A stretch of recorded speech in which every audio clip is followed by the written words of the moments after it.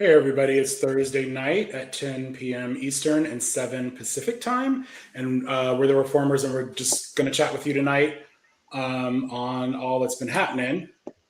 And this, it was funny. Like I think it was Friday, and Pam Bondi was fired, and I don't know if this is like one by one, if we're going to get firings once a week or what, because there's all these rumors about like Trump is very unhappy. His poll numbers are down and he's finding people to blame, right? So Pam Bondi got fired immediately, like within an hour, it seemed.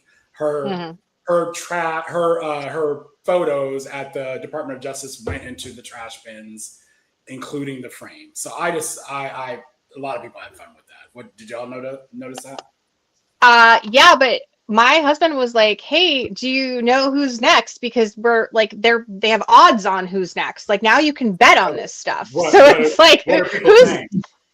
Akash Patel, I think, was like high up there, and I said, but I think maybe Tulsi Gabbard. I don't know. Like he likes to kick out the women first, and that would be the first thing that I would point out to everyone is that the people that have been displaced thus far are all women. Yes. And yes, so, these Republican women that keep voting for him, like this is a reminder again, they don't consider you as equals. You are just a prop in their play. And as soon as you are not effective for them, they're going to drop you. I mean, that's how they are for everyone, but it's really bad for women, I feel, because they really just don't regard you with any respect at all.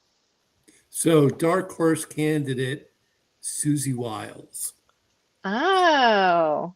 Dark Okay, horse. So one other thing before, and I gotta state the obvious, because it is not so often that you see the literal dustbin of history photo. Sorry, Lisa, I just had to get that out. No, they're so bad at the budget that they're not even saving on the frames. That's a great point, Lisa. I was like, is it better or worse that they didn't save the frame? I can't decide for her. Like, is it like they didn't even want the frame that touched your face? It's horrible. No, Thomas has this theory that with Susie Wiles that, she's ill. And that Trump probably has like a whole medical room set up for her at the White House. Like they're not letting her out of their sight because she knows everything. They're not going to let her go. Yeah, Is she ill? Meeting. She has cancer. Breast cancer. Oh, that's right. I forgot. Not that long ago. I mean, like, I know. It's been like 2 weeks, maybe. He even made a comment to that effect that what is time? They're keeping her she'll like even get treatments at the White House, and it was really creepy the way he said it. Yeah. And yeah, so my money would also be on Tulsi Gabbard, also because she was supposedly, so they say, a Democrat before. That's what she ran on. Yeah, I think it could be Kash Patel. We know who it's not going to be. It's Pete Hegseth. Like we all would like him to go. Yeah. He's like the worst, but I think Trump likes him. Trump, he's that Fox personality. He's got the look Trump likes, and he's an idiot. He is somehow dumber than Trump, and that is, that's what he likes. He likes to put people in that make him feel better about his intelligence. So, I think some of these people aren't like Tulsi Gabbard. I don't think she's stupid. She might be playing a game, she might be playing along, but I don't think she's stupid necessarily. Yeah, lots of people thinking it's going to be Carolyn, but who else could they possibly get? Yeah, I was going to say that you would be low on my list of people to go. But he mentioned her the other day. He mentioned her last week. He said he's like, oh, we might let her go or something, and I think he was like joking, but. He doesn't ever say stuff like that without, he throws things like that out to test the waters. I don't know. I totally missed that one. Yeah, I have to go find it. Interesting that perhaps the worst and the most ridiculous is skating by. And by that, I mean RFK Jr. We're not even talking about him. And yes. You know what, Adam, on that note, there's so many. They're all terrible. Like none of them should be confirmed. None of them are like qualified for the actual position that that they're seated in. It's just, it's, you know, the whole list. They all need to This go. isn't. This is going to be like when we look back on this, and we have to explain this to like our grandkids or whoever, and they're going to be like, "How did you let this happen?" And we're like, it was bad. It was so bad. Yeah. Yeah. Hopefully I don't have to have that extra. But, you know, I will, going back to what I said, I retract.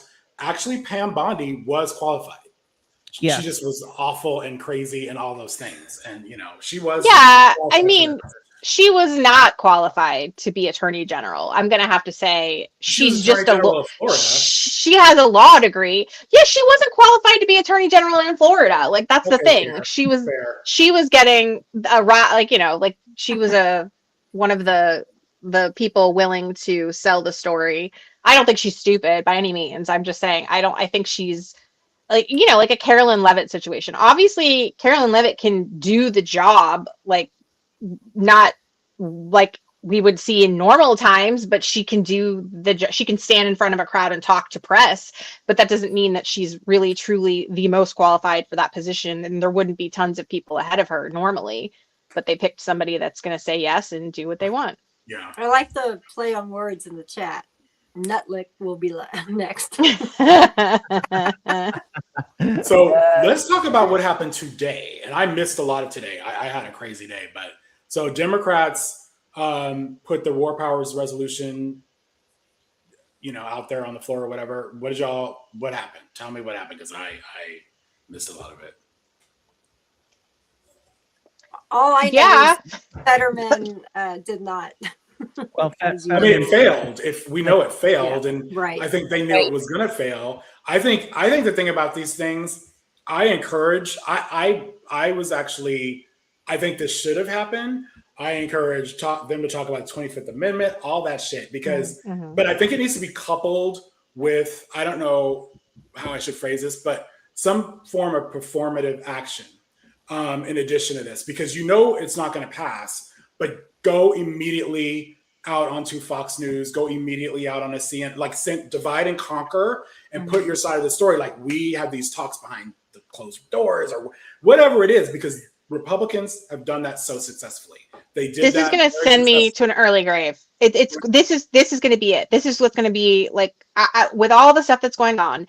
The Democrats refusing to be grand about things. Like they just are very lowercase about it. And I need you to be uppercase and bold right now. I need you to use the bully pulpit. I need you to weaponize your minority status and use that at every juncture to be pointing out, look what we're trying to do. Look what we can't do because Republicans won't show up and help us do it. At this point, I don't care if you lie. Like, I really don't. Like, just start pointing fingers at the other side. But that's going to take a different type of politicking that we haven't really seen from the Democrats, and that I fear will probably require the different leadership, which is one of the reasons we started working together, was saying Chuck Schumer is just so wholly inadequate for his position right now. And if he were to be exchanged for another Democrat, like a Chris Murphy type, you know, that we would see probably a lot more unity and maybe some more creativity and evolution in their style. But you know, there's no one way. People are like, well, what would you have them do? There's a lot of things. We could have a whole podcast for the day on things they could do, but you have to pay me because somebody else should be doing that fucking job because I'm not elected to do that. Here's the thing. They have to do this. They have to, because the only Democrat that keeps coming out and ruining it is Fetterman. Yeah. And that should be on all. I have seen him. He's been on Fox News all day today, and he's on the Republican side. Yeah. He is on Trump's side. He cannot praise Trump enough, and how doing right by Israel is the only way to do this. He stands by Trump and his decisions going forward with this war, and like everything he's saying is completely the opposite of what we stand for. And so if Jeffries doesn't get out there, or Murphy, You know, it can't be enough to just tweet things. They I have to don't- get out ahead of Fetterman Yeah. because Fetterman is the only one talking. And, And shouldn't he's be doing just it loudly, like you said. It shouldn't be just Jeffries. Here's an example. It's not apples to apples, but remember, was it 2 weeks ago? Because we covered this on one of our Thursday talks. But the oversight committee, remember they had that back room meeting with, or it was supposed to be like a deposition, but it really wasn't, with Pam Bondi, and it went off the rails. They left the committee, they left the meeting, and went straight on MS Now. I assume they went on CNN or wherever, and they were like, "This is what happened. This is Exactly. And remember, Summer Lee was like, and he told me to stop bitching, and all of a sudden, they played that shit, and it works because it got everyone like, tell us what's going on behind the scenes. And what happens is it rallies rank and file Democrats, and honestly, at least even if it's for 2 days, for people to say, "Oh, Democrats aren't doing anything." Like, it's silencing that. And we honestly need to hear that more. Like, what happened today? Why did it not pass? These aren't your friends. Call names. Like, like, weird decorum. No, like, enough of that. Well, and just, I mean, you heard what I said to you earlier when I was talking about this, that the Democrats have to show that they can unify ahead of all of this together, because at the end of the day, even more people talk about the media being conservative bias, right? Like the owners are these conservative billionaires, and they're the ones that won't let the liberal bias play. You know what it is? At the end of the day, it's money. Capitalism rules the day, and the Republicans do a fantastic job of getting in front of the cameras and go, "Look at me," and like they make big statements that oftentimes are lies, and that is harder. But the Democrats could absolutely do what they did, like in the instance that Chris just mentioned, and make it much more of a performative situation, whether we like it or not. That's where we are with politics. People's attention spans are 3 to 5 seconds when you're scrolling through videos. Like, how do we get people to pay attention to politics? Nobody's sitting down with a newspaper like it's 1950 anymore. Now you have to get people's attention.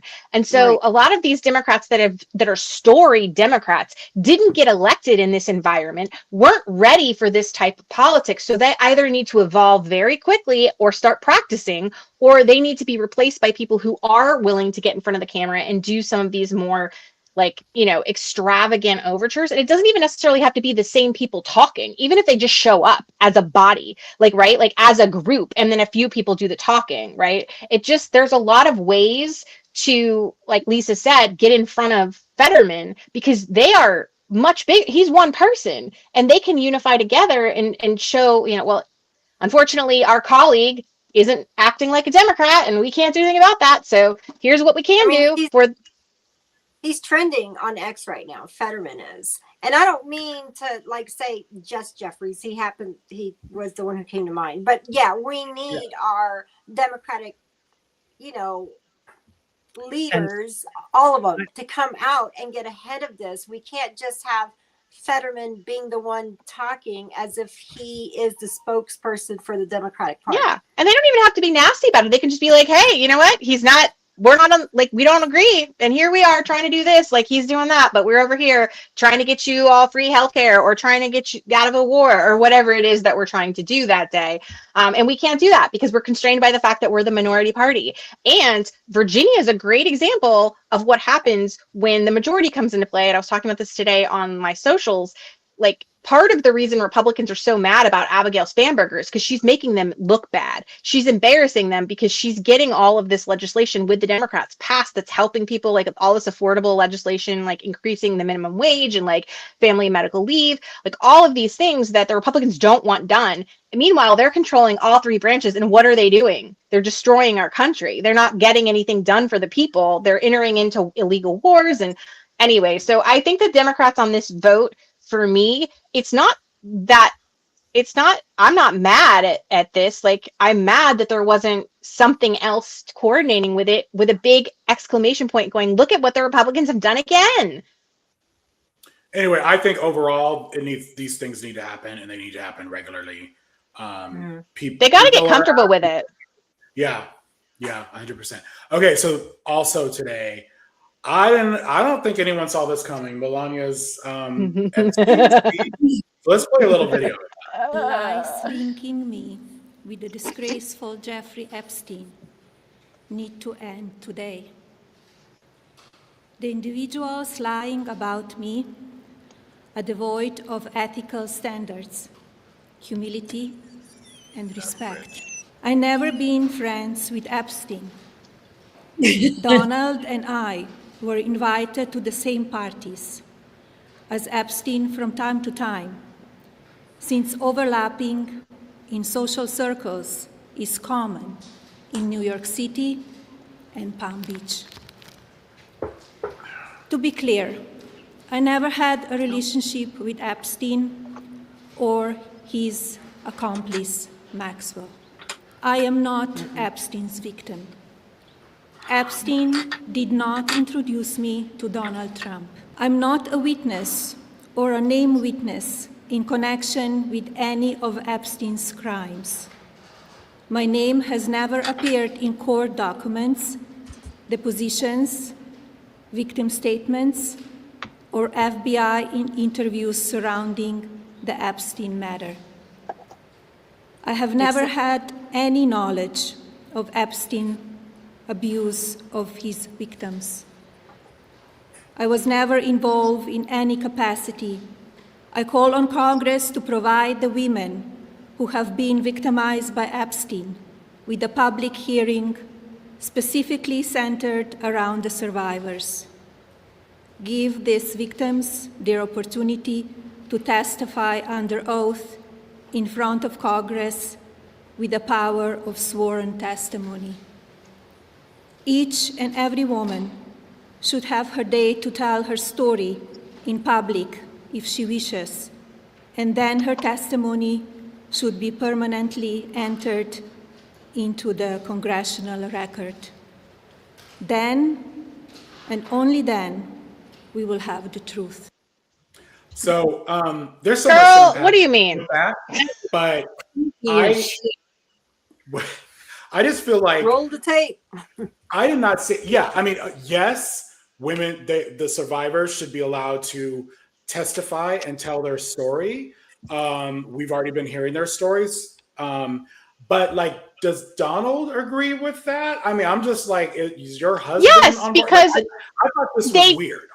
I didn't. They it's a way to shift. The victims or the survivors wrote a statement, and in the statement, just to paraphrase, they're basically saying this is shifting the burden of responsibility onto the survivors, right? And it's also deflecting away from Pam Bondi and all of the other things. It's a once again, they are weaponizing their control over these survivors, and it's gross. Like I am the more I think about it, the more mad I get, because I'm like, girl, what do you fucking mean? Your husband has millions of files he could turn over to so that these people don't have to go through this, right? Like, why are you making victims have to come out and do this when we have a lot of documentation that can save them that they can save them that amount of time? I don't know that he knew she was going to do this.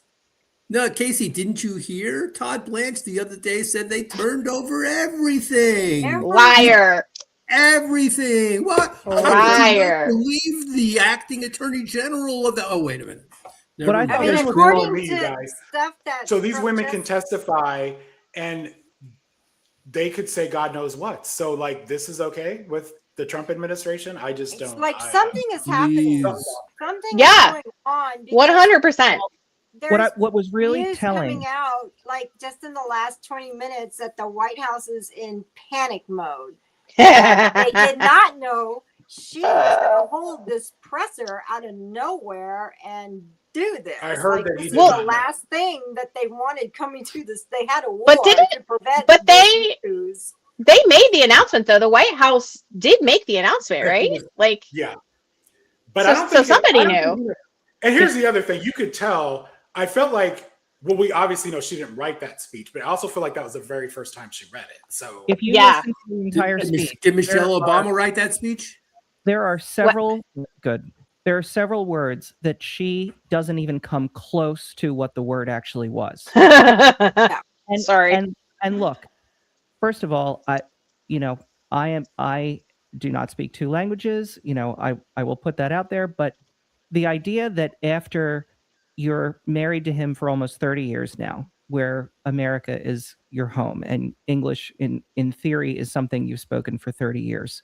If you are reading that speech, you come across those words, and even if you stumble on them, you stop yourself and you re-say the word correctly. So like documents. that says to me that this was the absolute first time she was reading it, and that this was done in haste. And so that indicates that this was not well planned out, and that this is indicative of something very bad going on in the background. That's why I laughed, because I was like, this is a shit show. I'm not laughing because she can't pronounce things. I'm laughing because in any other situation, that person would be thoroughly practiced on what they were going to say in a situation about this. It just shows you they're just throwing stuff together. Nobody knows what's going on. There are emails between her and Maxwell. I mean, where do they think this was going to go? Of course they know each other. Of course they were friends. There's a gazillion photos of them. One of the most famous photos of the entire Epstein affair is of the four of them. Mm-hmm. So I don't know what you could possibly say about, oh, we didn't know each other. I thought the emails proved that they met, or like I thought the documents that we had proved that that's how she met. She's saying that's not true, but I thought that we already found that out. One of the FBI interviews was of someone whose name obviously was redacted, but that made the claim that yes, indeed, they knew for a fact that Epstein is the one who set Melania up with Donald. Yeah. And that she even dated Epstein before Donald. So why did you do this? I don't. Can somebody connect the dots here, please? There's what did she have to gain? Model that was deported to Brazil. Yeah, there's a lot going on with her. Amanda Ondaro. Do we think Amanda Ondaro? Is it the other country? Because we know other countries were looking into this and were prosecuting people. So is this one of those things where something's been uncovered? A stone has been overturned? She was here like almost her entire life, also a model. Yes. Her husband or life partner, really a wealthy guy, chummy with Trump and Epstein. I don't know what happened in that relationship, but suddenly a few months ago, her partner had her deported, like spoke to Trump, and she was tight with Melania. And she was like, she lost her child and she's pissed off. She's now in Brazil. And she has gone on a tirade on Twitter against Melania. Like if you go on Reddit, you can see all the replies. And she is calling Melania every name in the book. Like, shut your mouth. I'm exposing everything. Like she knows a lot between Melania, Ghislaine, Epstein, all of it. She's not shutting up. They took her child away. Melania's family as well, which I don't know anything about. This was it Doc? I think it was Doc who put it in one of the rooms. Yes. Yeah. Hello, Melania. I was around you for 20 years. You knew I was inside ICE, and you know what hurts after all this time? I stayed close to your family, your mother and your father, not because of you, but because of them at events and everything else. So shut your mouth when speaking about me, because I will expose everything I know. That was a screenshot that Doc put in one of the rooms. And when was that put out? Yesterday or today? He posted it today. Today. And there's so much more. I went down the Reddit rabbit hole. Oh my gosh, there's so much more. Gotta love the Reddit. Yeah, I couldn't do it. Not after. Damn, I wish I didn't have to do a job during the day for some days. Yeah. I couldn't take it after my wife fell off the dinghy thing. I was like, no, it's too much. The what? The dinghy. His wife fell off the dinghy. Oh, no, I did not know. Oh, yeah. Yeah, that's like a whole story. As soon as I heard that a woman fell off a boat, I was like, is her husband there? Because I'm sure. And then his husband, he eventually got arrested. So What did I say? Yeah, don't mess with, with the woman's scorn. Take, making her lose her child. Mm-mm. That's wild. So the other thing that happened after our live, and it was Friday, so the day after, a plane was shot down, or maybe it was Thursday late or whatever, but one of our fighter jets was shot down, and they rescued one, right? And then the other one was missing for a few days, and it was just crazy. But look, watch this video. No Air Force. They've got no anti-air traffic, anything. They have no systems of control. We're just riding free range over that country. Also heard from Iran's parliamentary speaker on social media, really ridiculing the US, saying that after defeating Iran 37 times in a row, this brilliant no strategy war they started has now been downgraded from regime change to, hey, can anyone find our pilots, please? Wow, what incredible progress, absolute geniuses. So clearly a lot of ridicule there from the Iranians. So, I mean, I think this war, like, what are we getting out of this? Like Trump has changed his story a bunch of times. The Strait is in Iranian control, and it wasn't before.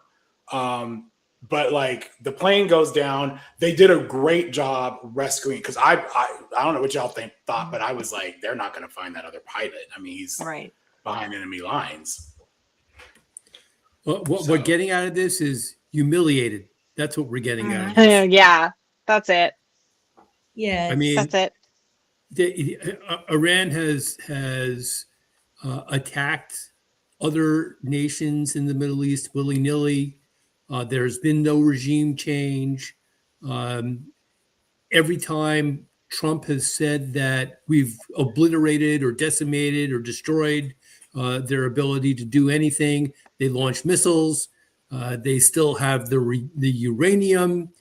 And now the formerly free Strait of Hormuz is being controlled. And even today in a Truth Social post this evening, Trump acknowledged that Iran controls the Strait of Hormuz. Yeah. I mean, It's true. so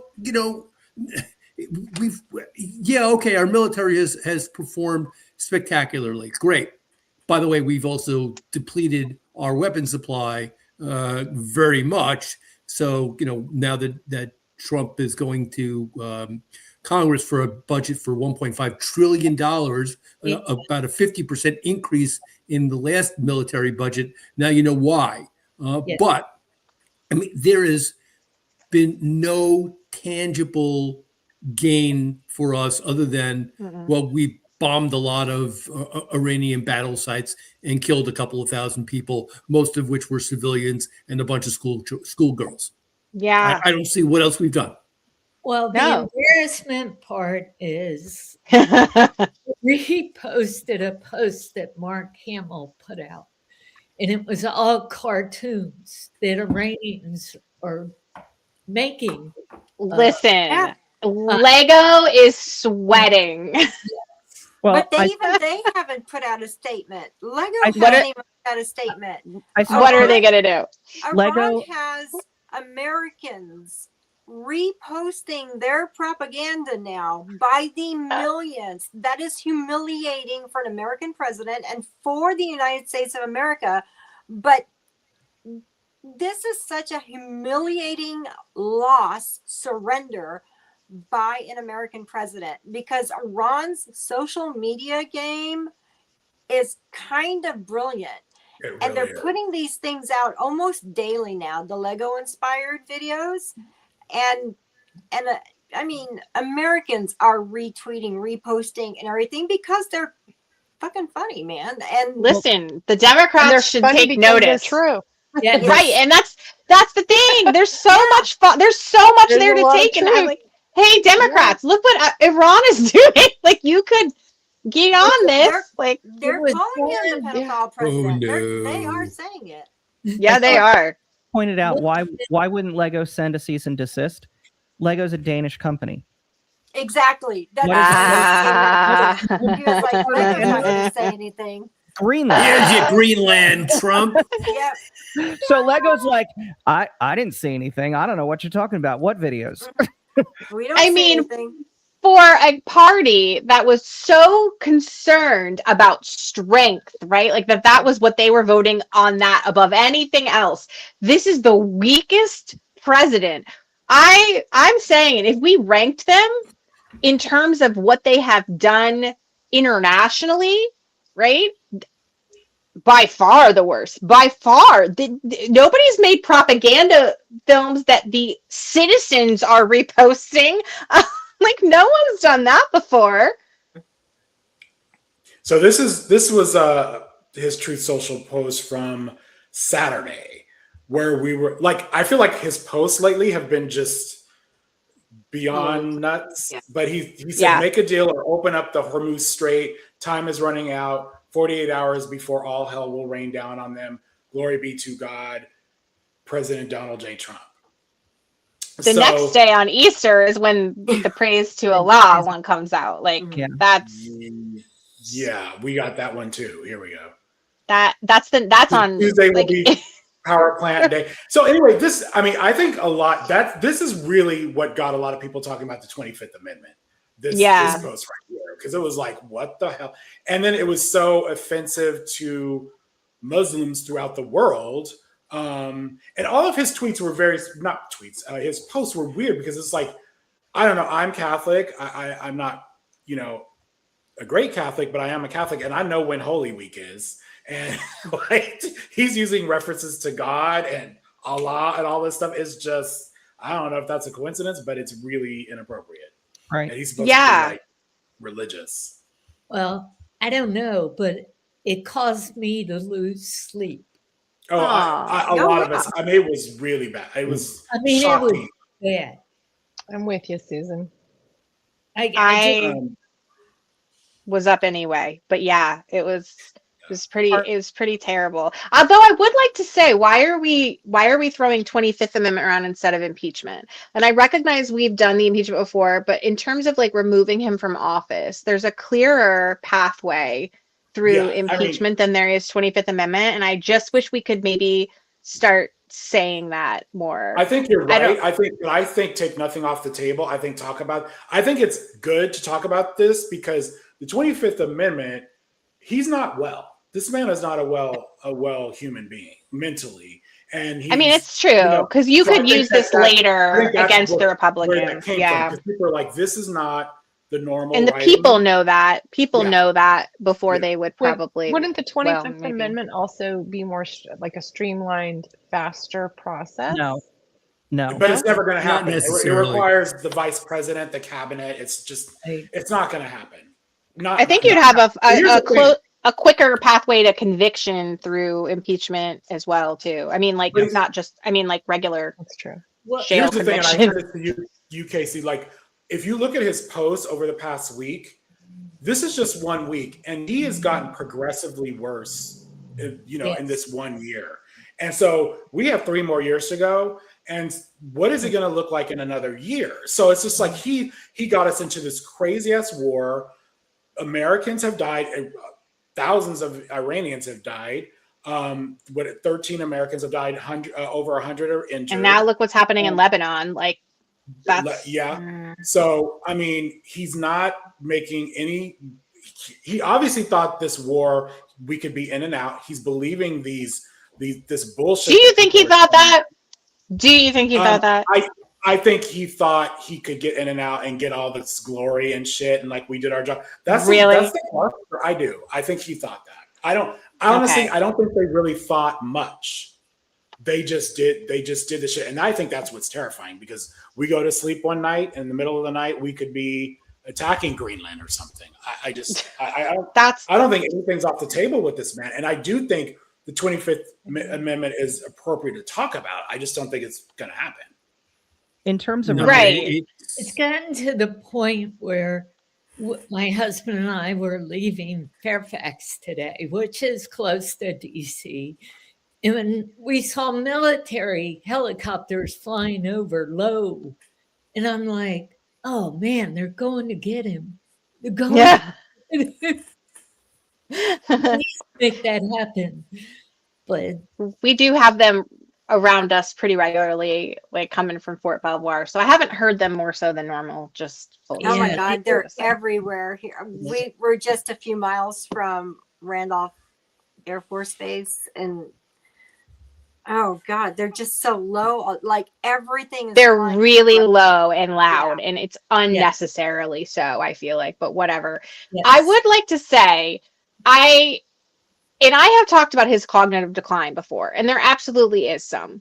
However, I would encourage people to be careful about calling him in like late stages of dementia, because he's not. I don't think And if he's you late have stage. ever, most people who have been around or have been a caregiver for somebody with late stage dementia know that that's when you can't feed yourself, you can't dress yourself, you can't bathe yourself. These are, it's not just I can't remember things. That's early stages of dementia. So, and depending on the person, that can look different and how quickly you decline. And, like my grandmother had Alzheimer's for 15 years, but she went to the point of late stage very early, right? Like it took a couple of years and then that was it. But other people can subsist longer, especially with medication. He's got the best Trump is the sitting healthcare. president of the United States. He's getting the best care Yeah. possible. He's getting experimental therapies. He's getting everything. We don't know what's going on at night. Right. He's probably getting infusions every night. So it's like he can hang on much longer than anyone's predicting. I don't want people using the illness as an excuse. I want people to use the illness as that has taken off any sort of filters that he has, and this is the real person who he is. This is who he is. This is who he's a narcissist. He's always been this way, but he's maybe had filters because what's socially acceptable or what people around him tell him or whatever. And I think now as he's getting older, as maybe the cognitive decline is setting in a little bit, he's more stubborn, he's frustrated, and this is how he can't regulate his emotions because he's never ever learned how. And this is the outcome of that. So yeah, I still think it rises to him being removed. I just don't let's not say it's because, he's such a sick man, because that's exactly what the Republicans are going to do. They're going to take that 25th Amendment and orchestrate it and we're going to have fucking prayer time. You just watch. KK Carolyn Levitt's going to be like, we're all going to pray for the health of the president. Like, fuck that. This is a man who wants people to die and suffer, and we need to remember that and say that a lot. He is an evil. My dad is an end stage dementia. They're very two different cases. This man is an evil fuck, and just last week used the R word twice. I missed that. To be out, and I don't, like you just said, I don't want them turning him into a martyr. He needs to be removed from office. He's gotten us into trillions and trillions of dollars of debt. He's mocked every single marginalized group. He's incompetent. He's every gross thing you can think about any human being, it's him. He's just evil, and he's only about money. The rant he went on just a little while ago with everything going on because, his biggest podcast supporters or whatever turned on him, demanding the 25th, was about ratings and TV shows. That's the whole thing he was ranting about. They have bad ratings and they were kicked off TV. It was just about that. We need him out of office. We just need him out of office. He's a malignant narcissist. Yeah. My point is it's getting worse and scarier for folks. And we got a long way to go. We are closer to the beginning of this administration than the end.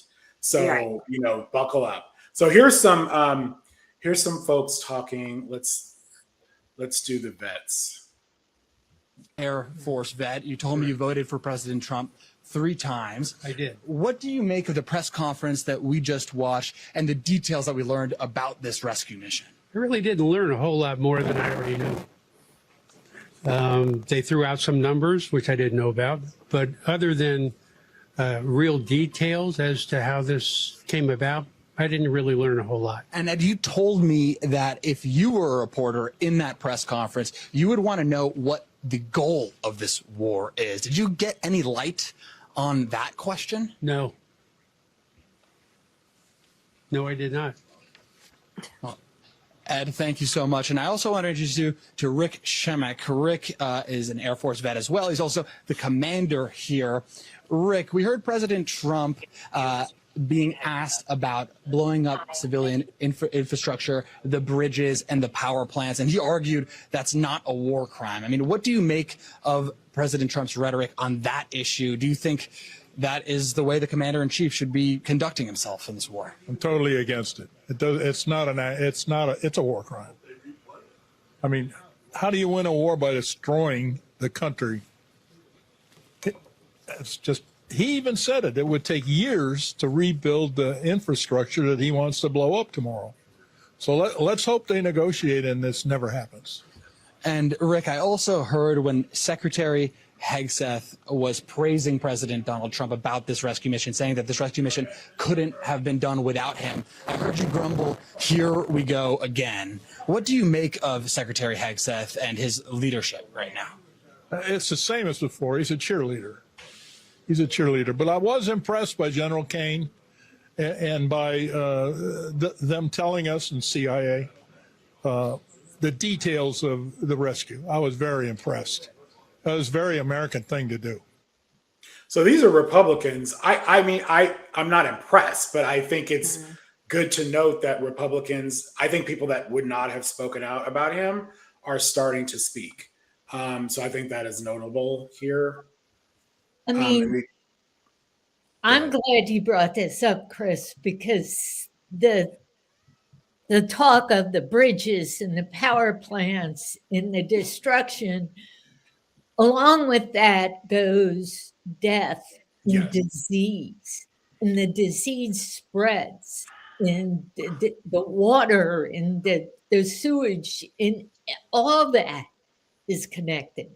Now, this is crazy. Let me just say that it was extremely sobering and monumentally disappointing to hear an American White House speak in terms of genocide. And even worse, with the almost universal support of his political party. I mean, he posted about literally wiping a civilization off the face of the earth. He used that word, civilization. I mean, correct. Yeah. Correct. And this is supposed to be the antithesis of what we are. This is the exact opposite of what we did in World War II. And yet here we are talking about destroying an entire country, an entire civilization full of people. And as I said, scores of Republicans did interviews, went on television, did podcasts, and backed him up and called it peace on top of that. You would think that people would draw the line there, but I think logically it makes sense how they've reacted, because the entire thought process of MAGA has been, it's fine if it's not me, and Iranians are not them. And so whatever marginalized group you're talking about, it does not register to them that it could be bad that you did something bad to them. There is no empathy. There is zero empathy for anyone that is not exactly them. And only when it hits them directly do they even consider the fact that maybe they should change their mind about Trump or the MAGA movement. And even then, we've seen with farmers, we've seen with truckers, we've seen with people that this has affected them, that then they create this new narrative of, well, it's okay because. So I don't know what the answer is to break the brainwashing, but it is brainwashing. It is a religion to them. It is a cult to them. And that is why they can even justify genocide. I was upset beyond words. Yeah. let's watch this other clip of some people in Georgia, and this was on Tuesday, election day in Georgia. War crime. You can't do that. We don't just annihilate people because we can and, make a grab for the money and the oil. And that's what we've done in Venezuela, and that's what we're doing in Iran. I back the president completely. I feel like whatever his decision is, then that's what should be done. I don't agree with any of that. Obviously we're seeing it now, high gas prices everywhere, and I don't feel like it's going to go down anytime soon. I thought that was really interesting because you have a woman who's obviously concerned about humanity.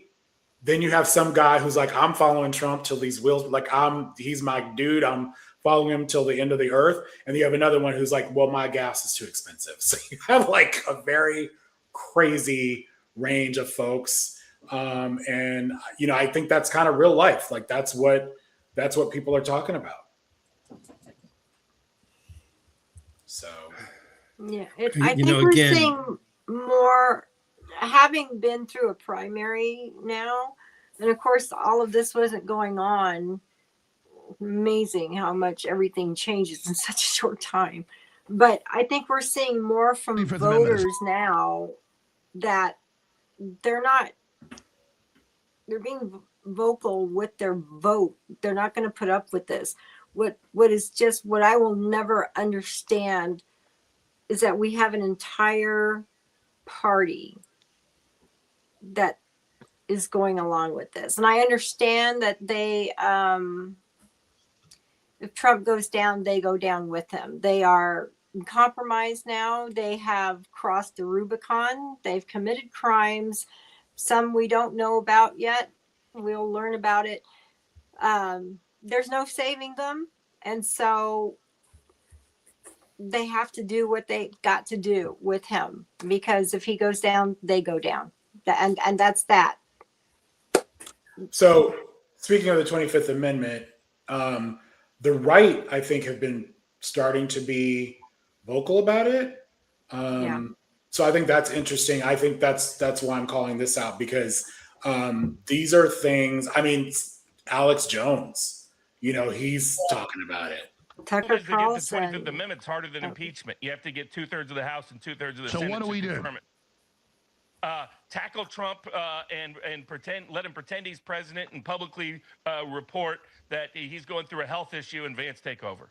It literally needs to be something like that. It's that bad. Come on. I did think that was happening today.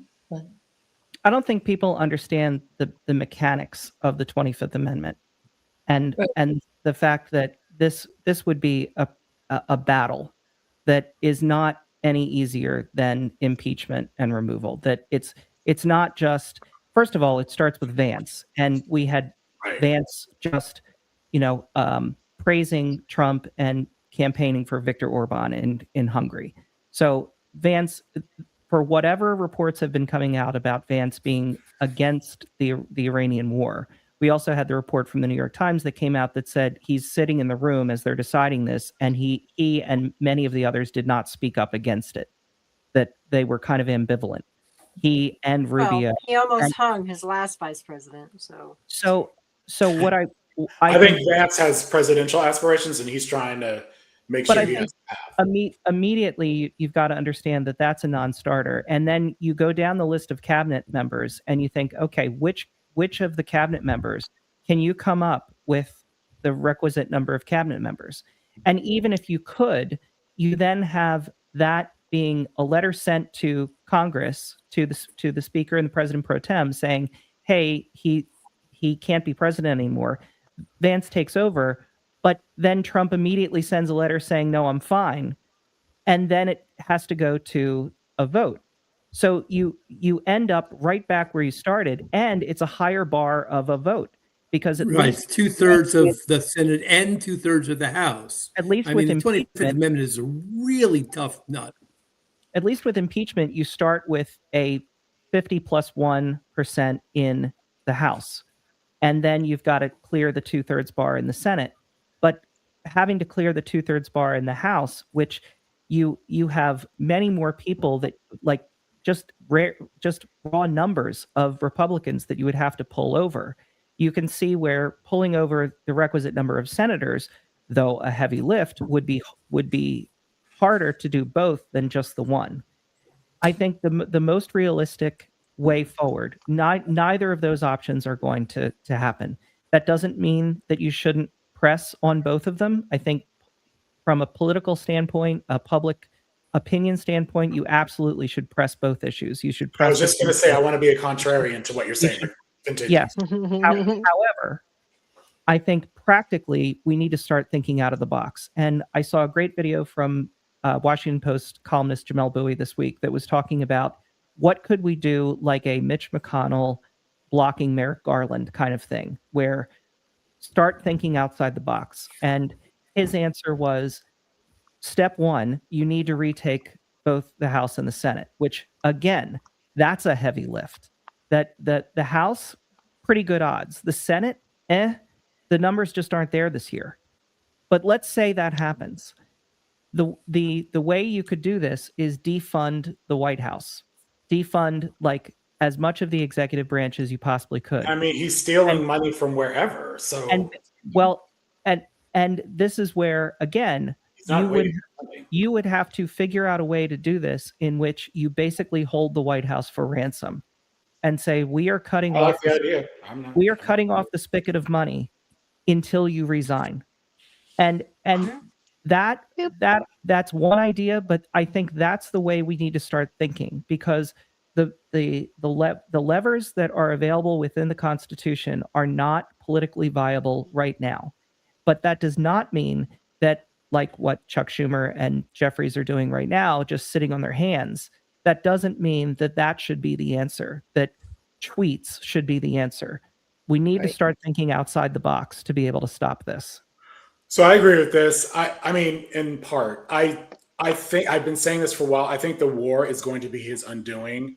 I'm going to backtrack for a second because I think this is an important point. I think we should not let this be forgotten, how he has taken us needlessly into war, and we are going to be living with this for quite a while. I saw this segment. I think this was Jen Psaki's show, and I made a clip, and I think I want you to hear part of this. The regime is more vicious and younger and more under the control of the Republican Guard than they were a month ago.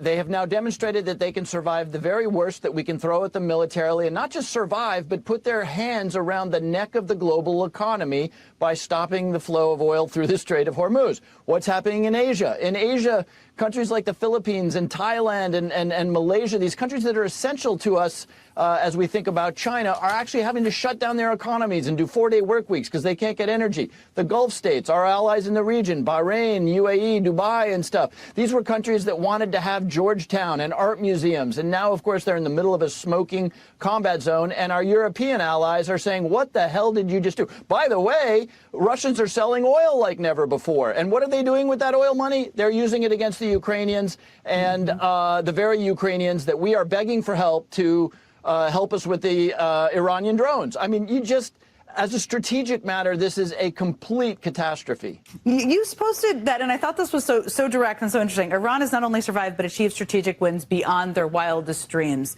Talk to us specifically about Iran's wins here. Obviously, control of the Strait and charging shipping companies, tolls or bribes, whatever you want to call them, is a part of it. Lay the rest of it out for us. What do you mean by that?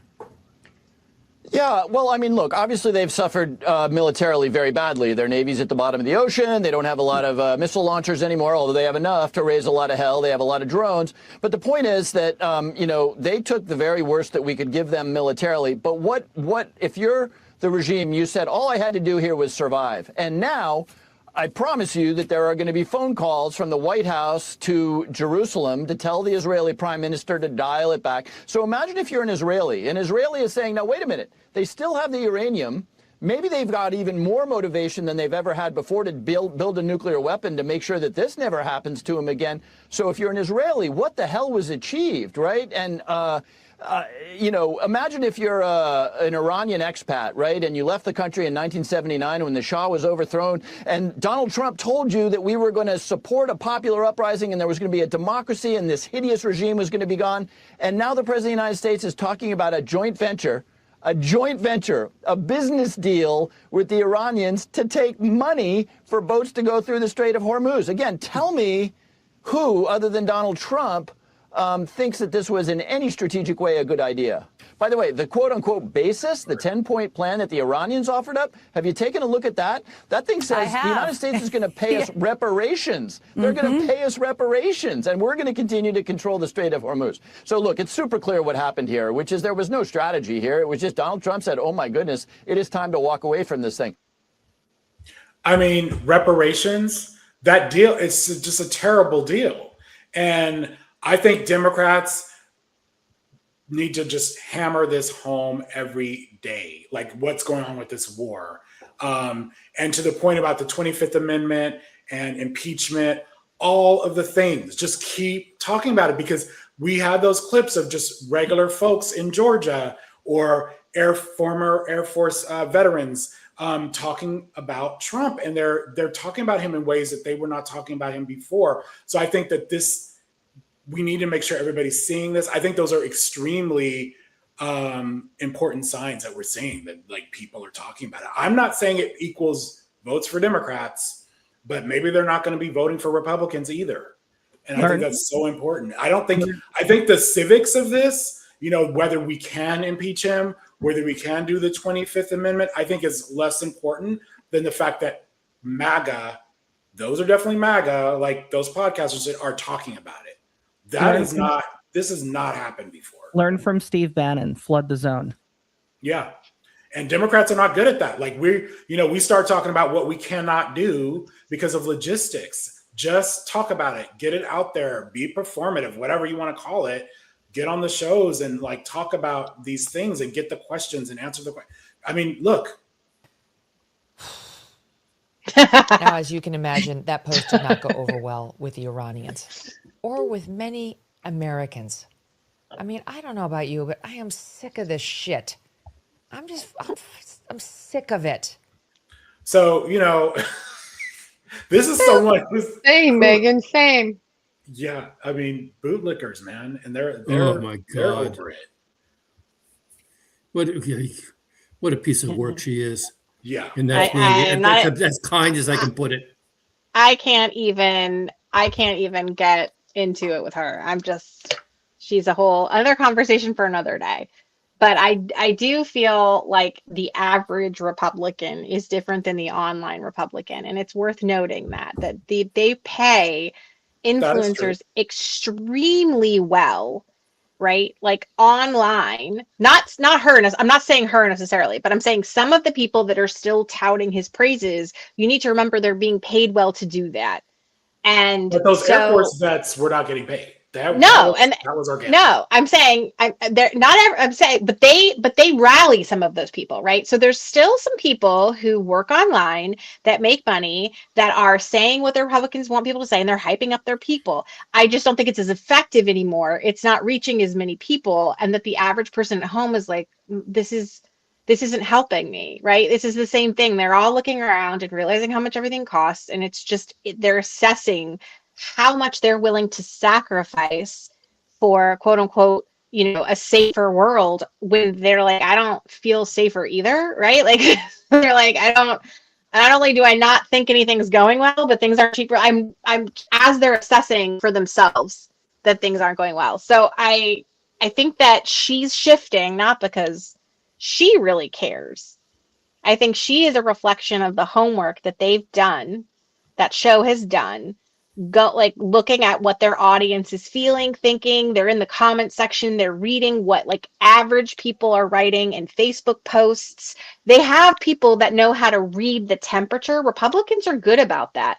And so when you start to see shifts like this from Rogan and from her and other people, it's because they saw other people they're now reflective of what that is, because what did I say earlier? What is it all about? It's about money. It's about money for these people. So they gotta report the viewers to the people who pay for their commercials, and all, at the end of the day, it's about viewership. So if they're saying something that's 100% contrary to what's going on, unlike the Democrats who were trying to convince people, of the facts that Biden had done certain things for the economy that hadn't changed for them quite yet, right? And so telling people over and over things are great, they're like, I don't want to turn off. I don't want to hear that. It's not great for me yet. It's not great for me yet. And this is the Fox News knows better. They're like, let's tell them what they want to hear, so they keep watching. And it just so happens to be real and honest because it's a mess, because it is. Well, because that's people are noticing. Trump's literally melting down on Truth Social right now. Right about the second? Alex Jones, and Oh, boy. an hour ago or two maybe, about Alex Jones and Candace Owens and their failed TV hosts. Oh yeah, he eviscerated all of them. Yeah, but the hilarious part to me is how their little web works, right? So someone's piping off, he posts something on Truth Social, whether it's to their benefit or not, to them any publicity is good publicity, right? So all it does is give Alex Jones and Candace Owens, it just gives them, to me, my opinion, it just gives them more of a boost.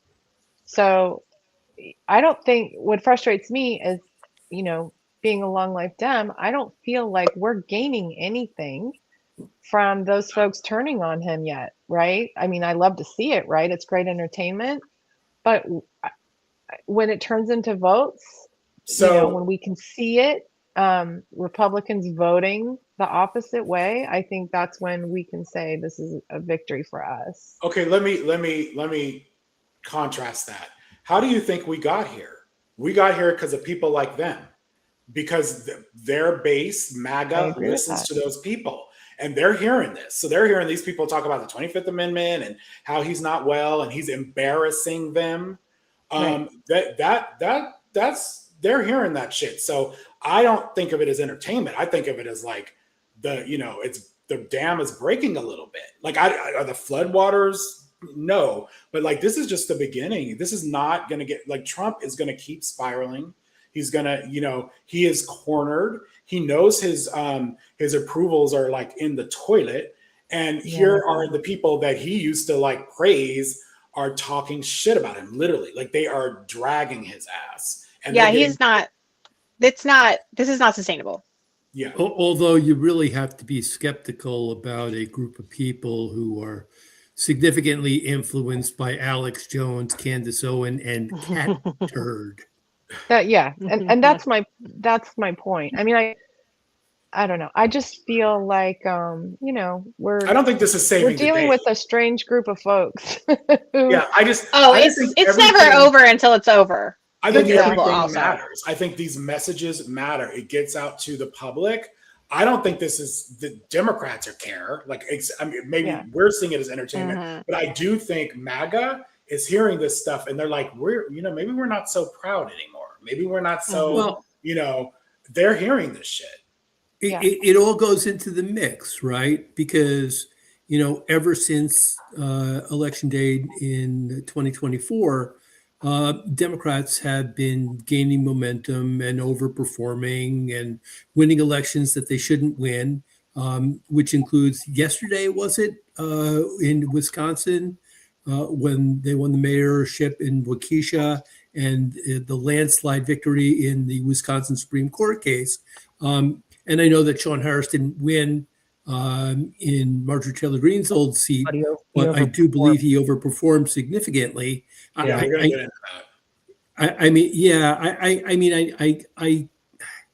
have friends, right? Those of us on this call that were very involved in his campaign.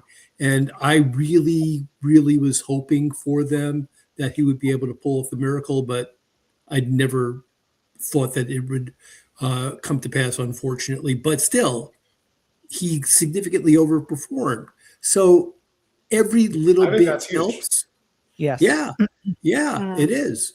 I think Trump getting like doing what he's just being the shit person that he is getting, we're seeing it actually happen this term. We're seeing things we in this group maybe could have said this was going to happen, but there's a lot of folks who were like, I'm not going to vote. I'm not voting. Right. I can't vote for her. Why with me? Yeah, don't vote. And Stay I home. think And now that's what I think is they're more likely to actually happen. getting to the polls. Dems are I think getting that's to the why you're polls. So he's seeing doing the us swing. a favor, right? I don't think I'm you're seeing talking the swing specific- because Republicans are voting Yeah, for I'm not Democrats. talking You're about. seeing the swing. My point was like, I don't think we're going to see Republicans sway our way. Really, I mean, we've seen a No. few. Yeah, I agree. don't think that they will. I don't see But like this. do you think that they'll the stay party home? Coming to Michelle? Do Yeah, you think they'll I stay do. home? I think that I mean, they I have will. a Yeah. lot of friends. I live in a rural area, a lot of ranchers, that kind of thing, and they're not happy at all. But they're also, saying, "But I'm not voting for the Dem." They won't vote for Democrat. They might, but It's they might just not insanity. vote for that, like category or stay home or whatever. I think they're very. I hate to say this, because I hope I don't offend any of my friends if they're listening. But what I see happening is this: they think very short term, right? So it's like, well, I won't vote in the next election. They're not seeing it. The folks around me aren't seeing it as I need to show up every time. I need to vote. I need to be, I need to be smart about my vote. I need to vote for a Dem because I need to recorrect. They don't see it that way.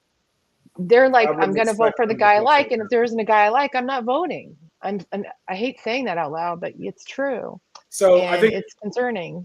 there's so much like in the right and MAGA, there's so much hatred for Dems and the branding of the Dems. Like Dems aren't popular even among Democrats. So Right. like, if you look at right wingers, they're not. I would not expect them to bubble in, that vote for a Democrat. It's just not going to happen. They may go to the polls and vote for some other things, but the big ticket, like the Democrat, they're not. I don't see it. I think some of the Republicans, I think independents, yes, like a lot of Republicans left and became independents, but I think those Republicans that have stuck with Trump all this time, I just don't see it. But Do we have any polls? Does anybody have any polls as far as like where the independents are right now? Somebody wants to. Not today. Sorry. What about old guard, old Republicans, old school, like Rand Paul? I think they're dead. Well, Sorry. he is alive. Rand Paul is alive. That's true. But he's more of a libertarian. So are you saying like the libertarian minded? He was starting Okay. to speak out more. I mean, I don't know. But yeah, like the John McCain's, the people who are like more traditional minded Republicans that Yes, didn't my father. necessarily subscribe as much to the evangelical overtures of Heritage Foundation or whatever.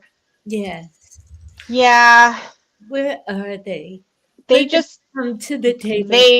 They won't vote for Democrats. They are so ideologically entrenched in the idea of being Republican. It's an identity that is very different for them. And it is, by the way, if anybody's interested in like voter behavior or political behavior, it is fascinating to look at. I mean, it's terrible for our country and like what a fucking shame. But I mean, it is amazing to look at how staunchly committed and loyal they are, even when their party absolutely abandons 98% of its values and ideologies. They still stick with them. The Democrats' base is much broader and way less outside of black voters who like consistently show up. That's about it. Like they don't have a base that they can rely on, which is interesting because black voters are the people that they usually fuck over the most. So that's like, again, I would like to say it's interesting how you right. It's so Chris mentioned this and Michelle wanted to talk about this. So we have JD Vance, face to face with Viktor Orban. So let's friendship between Hungary and the United States is very important to us. In part because we love the Hungarian people and this amazing nation and culture, but in part because the president loves you, and so do I, because you're such an important part of what has made Europe strong and prosperous. You're one of the true statesmen, I would say one of the only true statesmen in Europe, one of the few people who can talk to people from all over the world, can play the role of peacemaker, can play the role of economic statesman. We have a lot of great economic relationships, trade relationships that we're going to talk about today, but most of all, I just appreciate Victor's friendship, because it is very rare you have somebody with his combination of diplomatic skill and wisdom. It's very, very important to us that we continue to keep this relationship ongoing, and I know you have an election in 5 or 6 days, and we wanted to come and say good luck. Thank you. That's what exactly we need. That's right. And I know we're going to talk to the media afterwards, I believe. So for now, thank you all. It's good to see you. Does somebody want to school us on Viktor Orban? Like, please. First of all, there's something That's like a job for Chris Q. Well, no, Michelle brought this clip, right? Yeah. I mean, Michelle Chris has can probably feelings. say it more eloquently That than man's I a can. Nazi. I'm I'm going to just gonna sum say it it up. plain.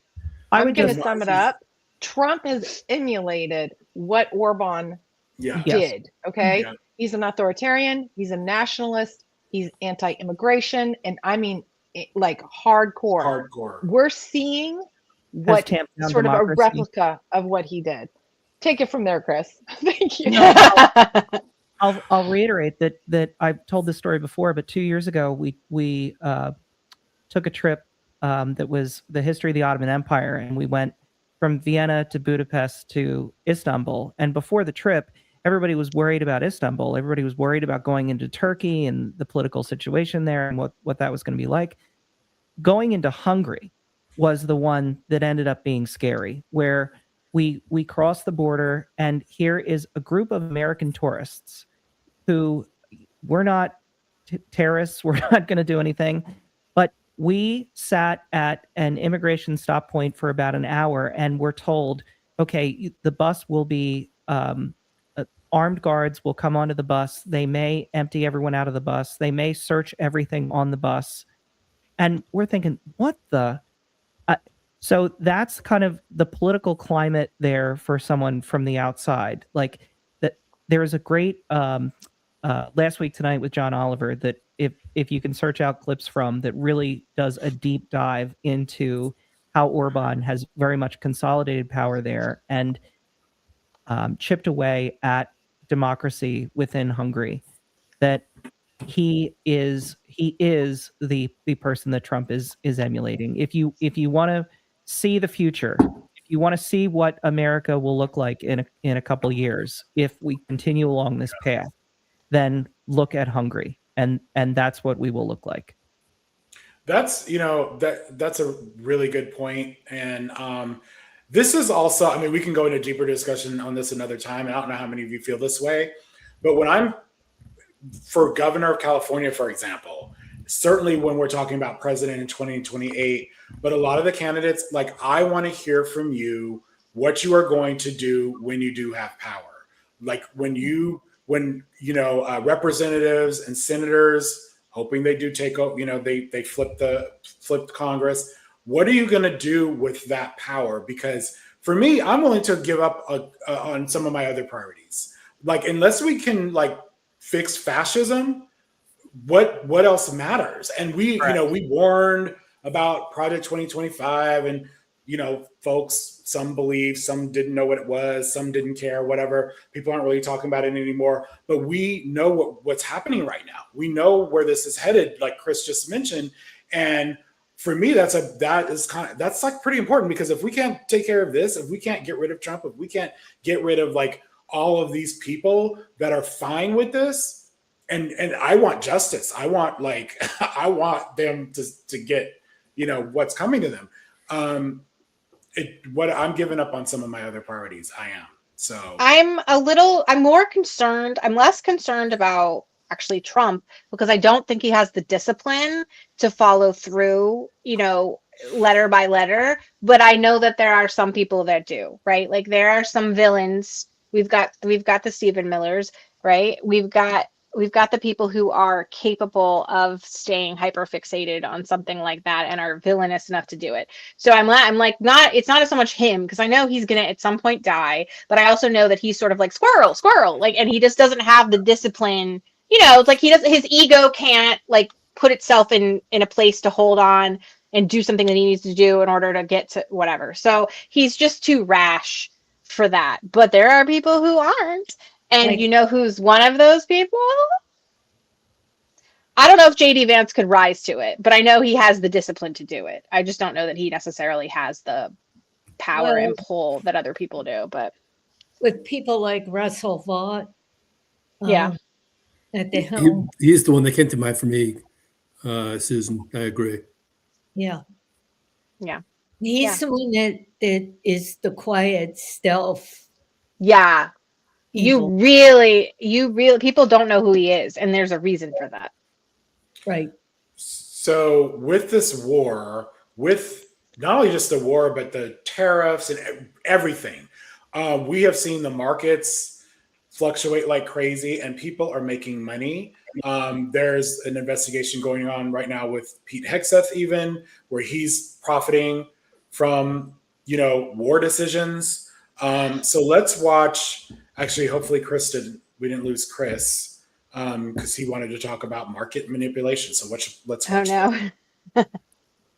Most stunning reversal that I think we have ever seen in America. Oh, let me set this up. So basically, after Trump, you know, everyone called him Taco or whatever, but after he was like, oh, never mind, we're not going to wipe out civilization in Iran, the markets went crazy. So that's, you know, it became obvious that there was market manipulation.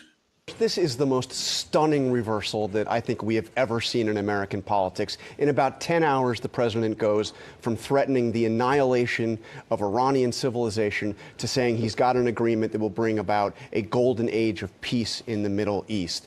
But look, the threat not only activated the Iranians to do something, it more importantly got the Pakistanis and the Chinese to in turn pressure the Iranians to agree to do something that they weren't willing to do before. But massive questions ahead. This is classic Trump negotiating technique.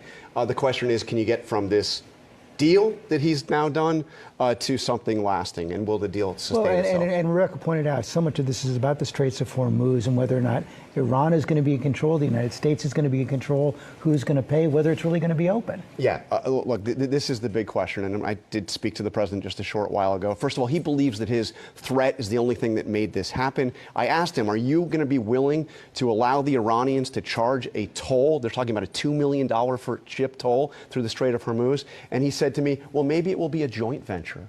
Maybe it'll be a U.S.-Iranian toll, and we'll each get a piece of it. I also asked him about something else that you heard Ian mention that the Iranians are saying, which is they maintain their right to enrich uranium.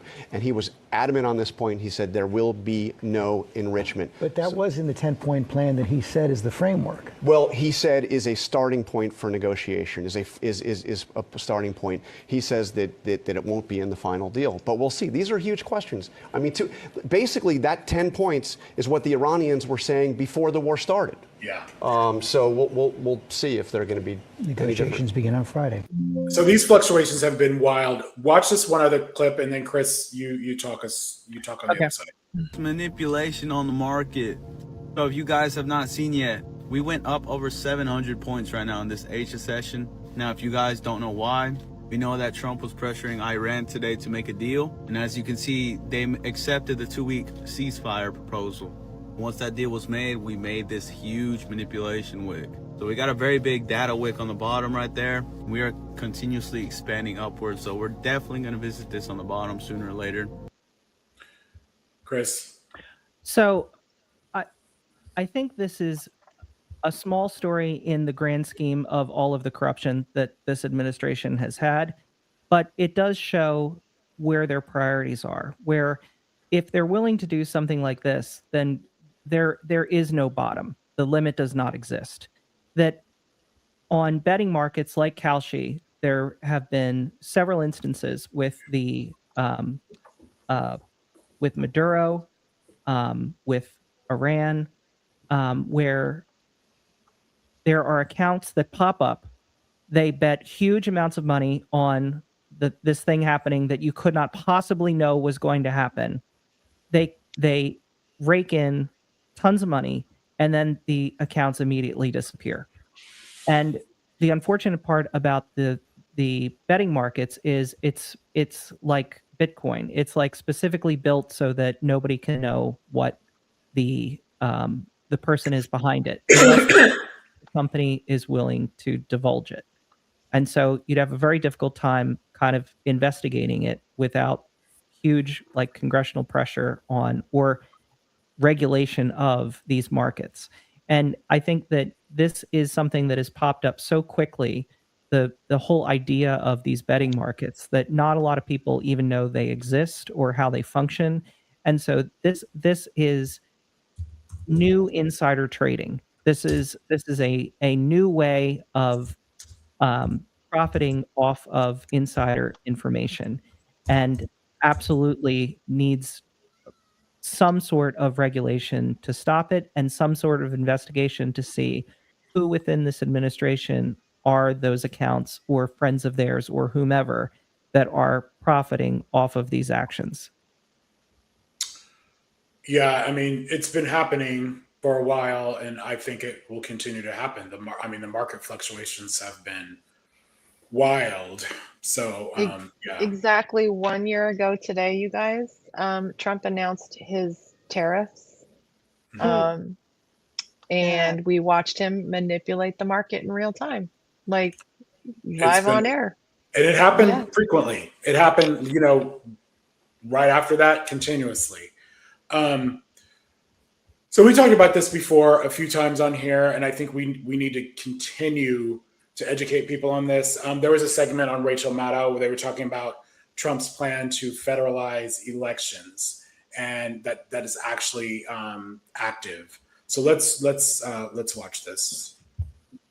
This is the warning that Senator Warner has just hoisted. Quote, Trump is trying to override our voting system. Oh, let's set this up. So Warner, I forget what committee he's on, but they get intel that we don't get. So this is him. This is actually his article. That's in the New York Times. So that's why I'm flagging this. Quote, foreign interference is no longer the most pressing danger to our elections. It's increasingly evident that the greatest threat now comes from inside our own government. For months, President Trump has made his intentions clear. He's called for the federal government to take over elections, impose national rules, and override state authority. Now we're beginning to see how he may plan to do this. Allies of Trump's working in coordination with people close to the White House have circulated a draft executive order that would declare a national emergency based on false claims of foreign interference in the 2020 election. That declaration would be used to unlock sweeping presidential powers over how Americans vote. The proposal would allow the federal government to bar widely used voting methods, including mail. It would force Americans to re-register to vote on short notice. It would require proof of citizenship. It would insert federal agencies into the voter verification process in novel ways. It would attempt to override the constitutional role of states in administering elections. Senator Warner says, quote, there is no legitimate basis for such an emergency. That is not the point. The point is that the Trump administration could manufacture an impression of an emergency, creating a pretext for intervention. So what do y'all think? I think I got to go back and read that article, because that is completely anathema to the Constitution. Yeah. So I don't see how he possibly gets away with that. But Mark Warner is a very experienced senator, so he must know something I don't. I think what he knows, what he's alerting everyone to, is that there is a plan. I don't think he's saying it's going to be successful, but the thing is, like, courts support Trump in a lot of cases. So it's just kind of like, I don't know. But I think they're going to be, to me, the big point is, like, they are going to be trying everything. And I keep saying this too, like, watch for ICE at polling places. They're going to be trying everything under the sun to try and prevent Democrats from taking over the House, or this, the House. I think for Senator Warner to say that, when he said it, I saw the interview and he looked a little panicked, like he doesn't normally look like He's usually very composed and fine. I don't know. Yeah. Well, anyway, we have to keep an eye on that for sure.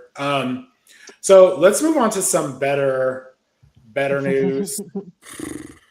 Please. Talking about exceeding Kamala Harris, the liberal candidate did, by 21 points. So we've been having these elections and Democrats are overperforming consistently.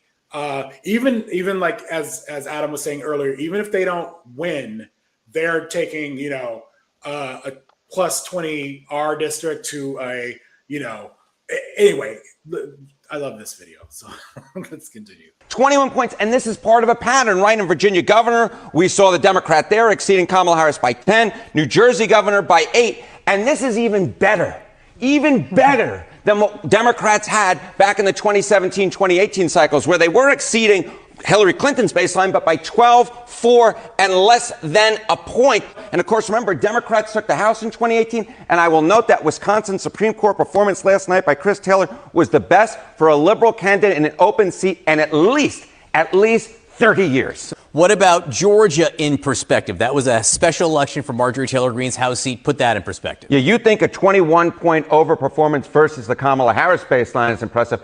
That ain't got nothing on what happened in Georgia. Look at this. Okay, again, putting this in perspective, 2025, 2026 U.S. House special elections. How much did the Democrats outrun Kamala Harris's baseline from 2024? Look at this. In Georgia, 25 percentage points. My goodness gracious, that beat all the other Dem overperformances, and they've overperformed in all of them. So we're even getting higher than the highest of heights. We're talking 13 in Tennessee, 7, 17 in Arizona, 7, 17 in Virginia, 11, 16 in Florida, 6, 23 in Florida, 1, and all of a sudden we're talking 25 points. The biggest Dem overperformance in a special congressional election since 2017, when Doug Jones won that Alabama special Senate election. Special elections and midterm results. When a party outperforms in special elections, why are we looking at these specials? It's because 5 out of 5 times since the 2005-2006 cycle, that party went on to win the U.S. House of Representatives. And Mr. Berman, I will note the Kalshi prediction markets really are taking these results and saying, oh my goodness gracious, because look at this. Chance Democrats win in 2026, both the House and Senate. On January 1, it was 29%, up like a rocket now, 51% that Democrats don't just win the House, but win the Senate as well. Yeah, that's the both thing right there, having a more than 50% chance to include. I mean, How many I love it when we get college football announcers like doing politics. I love that. Like that's a great crossover. Is he our new Kornacki? Because that was awesome. He that's kind of his shtick. I mean, he delivers polls that way. It's not always good news for us, but so I loved it. I was like, yes. What network is that on? Can I ask? Huh? What network is he on? CNN. That was a CNN. CNN. Okay. I just want to say something because I don't want to end on this, okay? Because I'm going to have you guys rally after I say this and take us through to more positive news. I just want to say this is great in short term. This is excellent. The Republicans should be, and I'm sure that they are concerned and doing what they can to mitigate what looks like is going to be an evisceration if things continue the way they're going right now. 2 things to think about. Number 1, when the Republicans get this desperate, where we're seeing numbers like this, or like where they're going to lose maybe some safe districts even, I just want to call attention to the fact that this is a party that's willing to do things. And I don't know, like hypothetically creating a fake assassination attempt, things like that, to deflect the news and unify their base. I think that this is an administration that already proves that they don't follow the Constitution. They don't follow what judges ask them to do. They step up to the line. Sometimes they come back from it. Like, they're just flirting with the idea of just either they're aggressively breaking the law or they're doing it in a way where they're weaponizing our laws against us. And they're very comfortable doing that is what I'm saying.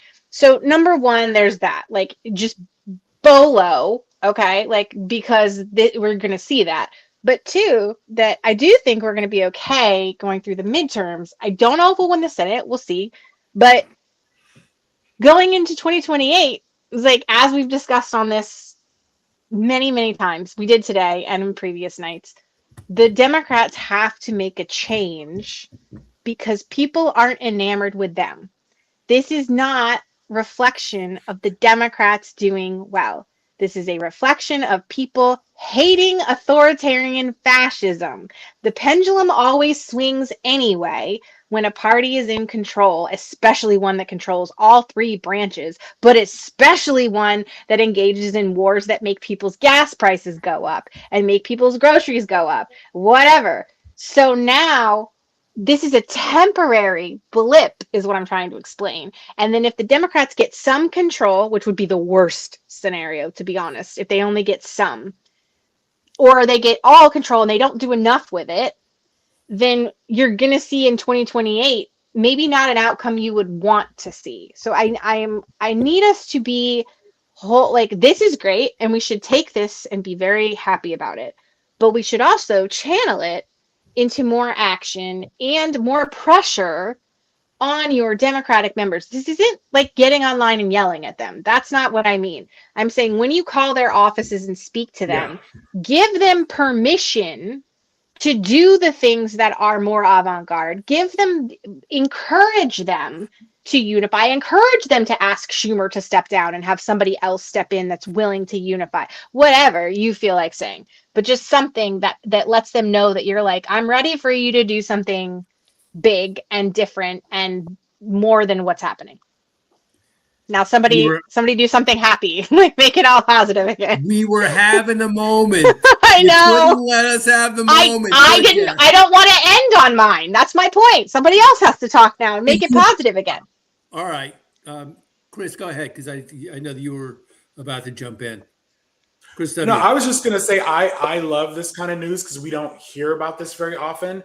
So I'm excited by it. I agree with Casey that, you know, one of my big fears is because I think even Republicans are accepting the fact that they're going to lose the House. The Senate is another story, but they're going to lose the House. And I just don't want to hear, oh, we did this from the DNC. You know, when that happens, I don't like. And the other thing that I go to is like the fact, like every Democrat who is campaigning, which is literally every House member, and if you're a senator campaigning, you should be talking about two things: justice, and you should be talking about economic populism. And you know, people were afraid of Mondami, but this is a man who did the right thing. He was on social. He was out there talking to constituents, talking future hopeful constituents, New Yorkers, let's say that. And you know that Mondami can't be elected in, you know, a purple district or a red district, obviously, but you can still learn the lessons. You can still learn the lessons of like what he did. And I don't feel like enough Democrats are doing that. I don't feel like enough Democrats are out there talking to the public and like, what are you talking about right now? This is what I can do about it. What are you missing? I think that needs to happen more, because honestly, if we don't start hearing about that and start hearing about justice, when Republicans lose and Democrats say they do, you know, high five or whatever, we're going to go back to where we were before.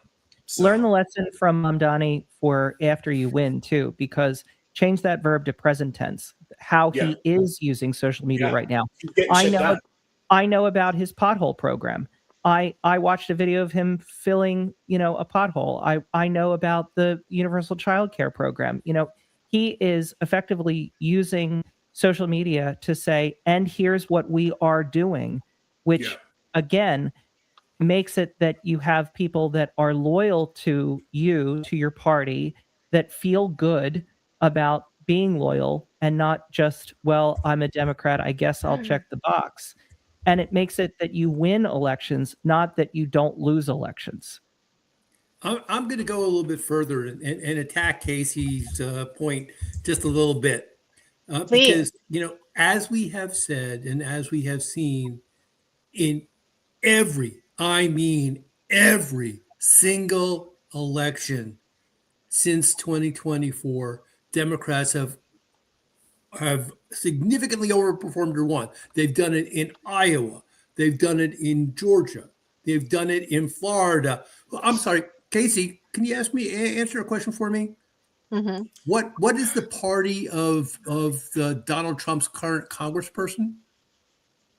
Yeah. Democrat now. Democrat. That's right. The special She just election. won. That's exact. Damn right. Why am I? Hold on. What's her name? I'm blanking on her name. Who is it? I don't remember what her name is off Hold the top on. of my head. I'll look it up. Keep going. You keep going. I'll look it up. Keep going. I got it here. I mean, how much better could it possibly get than that, right? I mean, Donald Trump is represented by a Democrat in Congress. That's just fantastic. Rick Scott must be worrying his ass off over things They're like terrified. that. They are. Oh, Emily Gregory. So congratulations to Emily Gregory, like for flipping the Mar-a-Lago district. Yes. Congratulations to her. My bad. I'm really bad with names. It doesn't mean that you're not amazing. It means that Me too, I'm Casey. terrible with names. I'm Yeah. the worst. Whew. Now- Anyway, go on. Like Chris, both Chris's have said, that doesn't mean that this is going to continue. We got to keep working at it every single day. But what it does tell us, it can be done. It has been done, and even the percentages in our really overamped pollster over there show that we can take both Congress, both the House and the Senate. And you want to talk about impeachment? We're a hell of a lot closer if we control both the House and the Senate.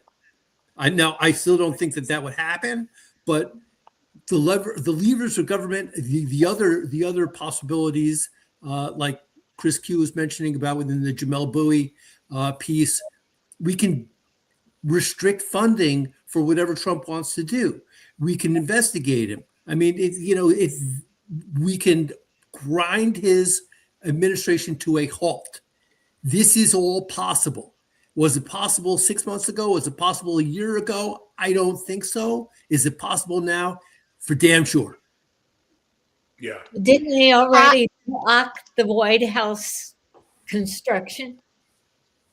No, apparently not. Apparently they are going to still build a ballroom. I'm confused about that. I don't know what happened. Full transparency, I missed it, but I saw today that they were saying that the new East Wing or new ballroom was going to use foreign steel.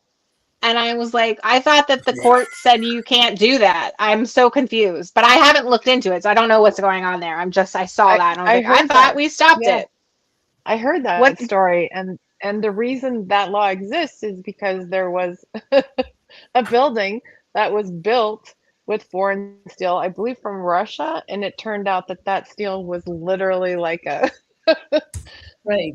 They were able to tap in and listen and all of that fun stuff, and they had to tear it all down and start over. So here we go again. Well, we're talking about a man who does, and also that company got breaks, got tariff breaks. Yeah. And fine. Yeah. I agree with you all that I feel like we are moving in a good direction and that we should not take anything for granted at all. That's all I'm saying. Yeah, don't take anything for granted. I think this is why I don't trust the Republicans.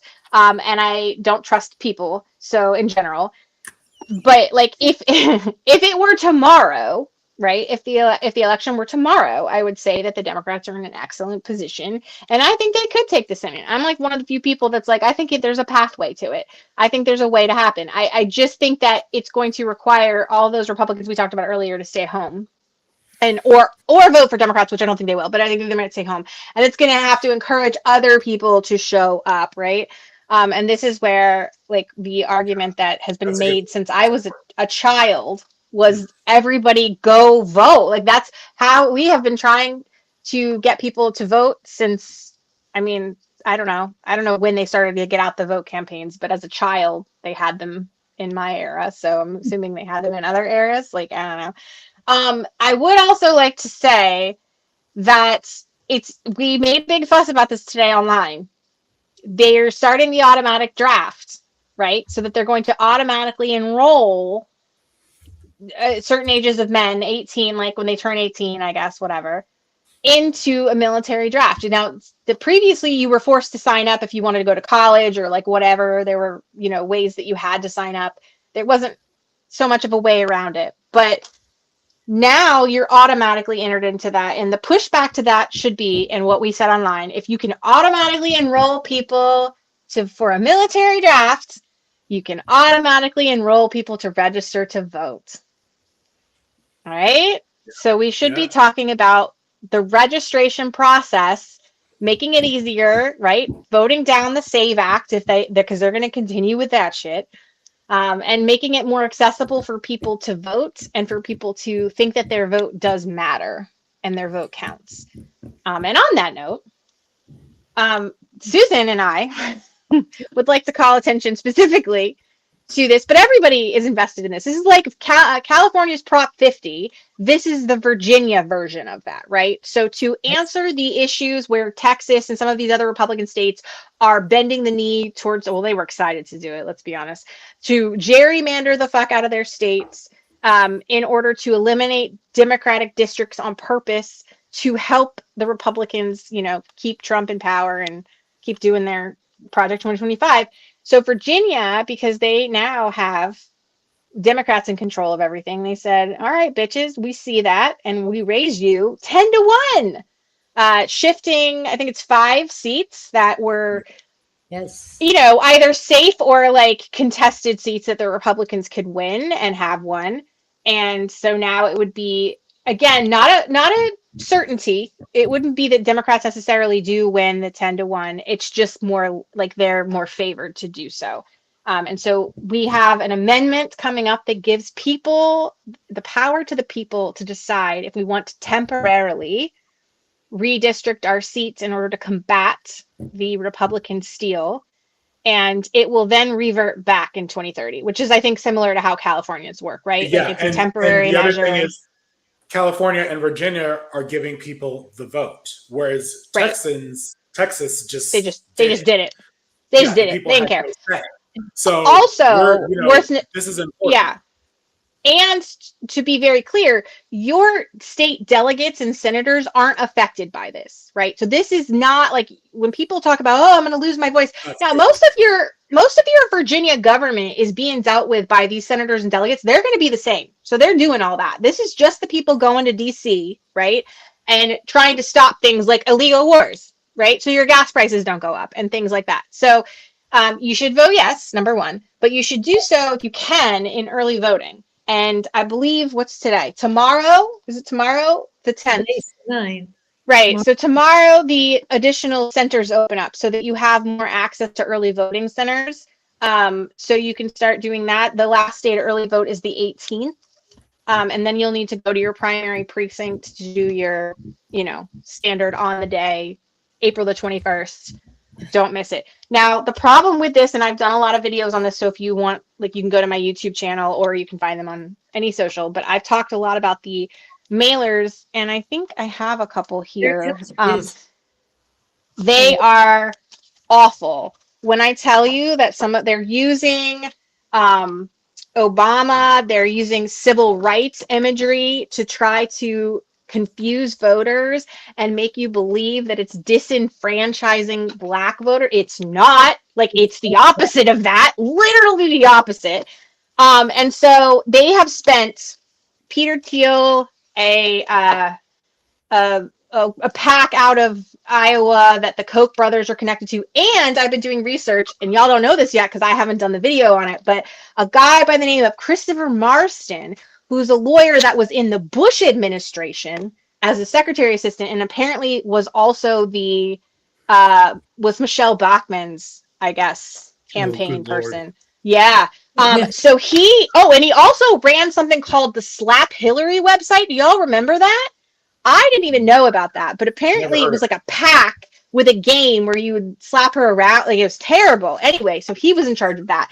He's in this other PAC that's been sending all the text messages out as well, and they've gotten $15 million of dark money. Like, we don't know where. I'm trying to track it down. We have no idea where it's coming from. Like, it's just completely dark money from nonprofits that are poured into this PAC.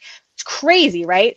Anyway, so like they're cheating. Republicans are cheating intentionally, because they know they can't afford to lose this. That's why they wanted Texas to gerrymander in the first place, is because they want to win, and they can't do it based on your votes at home. So they have to rig it. And this levels the playing field, but it's also, I would like you to think of it as a correction. Two wrongs can make a right. It's kind of like radiation therapy, yeah? It's targeted radiation to kill the cancer that is this authoritarian fascism. And that is my spiel on this. Please vote yes by April the 21st. Just vote yes. Mm-hmm. Well, and but talk to your friends about it specifically, because I think a lot of people are confused. Those that aren't politically active, maybe. So like, check in with your neighbors, make sure they know to vote yes. I actually took this from a no, and I just redid it. So if you made the because you had a no, hard time finding good ones from Democrats. So I did, and I would like to point that out. And actually, someone I just saw on my threads is an animator who is from Virginia, but she's not here now. She lives somewhere else, but she's originally from here, and she volunteered to maybe help with some graphics. And I'm like, thank God, girl, because we are out here struggling. Or I just need some direction, because I'm learning and I'm happy to learn, but it's, it takes a long time to become proficient at something like that. You don't just pick it up one day and you're like, I'm a graphic designer. Like, they go to school for a reason. Like, they study it. It's like an art, like in a craft. Anyway, so the Democrats are not putting the money in that the Republicans are, as usual. All these billionaires pouring this money into this, and that should make you also pause. Why are billionaires from Iowa and Massachusetts and all these other places, why are they all up in Virginia politics? Like, because they don't want Democrats to have power. So on that note, we're wrapping tonight, but we will have another live next Thursday, right before. So I think that's still the week before the election. So I think we should talk about this again next Thursday, like what's going on, like maybe what we're hearing in the polling in Virginia, and anything Casey and Susan are seeing. Let's definitely be sure to like circle back on that, because this is important. And California, we voted yes on Prop 50, and I as a Californian, I really appreciate the fact that other states, like, we were looking for other states to do the same thing. Republicans started this shit under Trump's direction, I guess, or insistence. But Democrats need to answer, and we're doing it. So it's amazing how many people don't have a problem with what's going on in Virginia, but we're really quiet, or very in favor of what was happening in Texas. So consistency. All right, everybody. Be consistent. Thanks for tonight, and we will see you next Thursday at 10 Eastern, 7 Pacific. Thanks again. Thank you, guys. Thank you. Thank